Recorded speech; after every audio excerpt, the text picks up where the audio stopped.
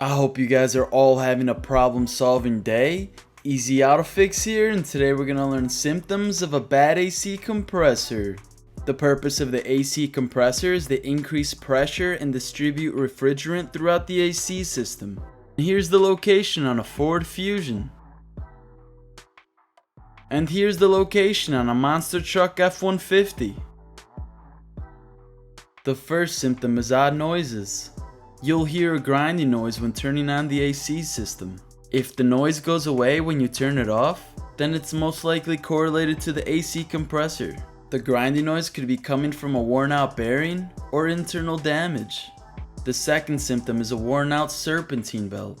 The reason why it wears out could be due to a locked up AC compressor, preventing the pulley to rotate with the serpentine belt, causing unnecessary friction. This could also lead to a squealing noise. The third symptom is warm air coming from the vents. You'll be turning on your AC waiting for cool air to come out, but it never does.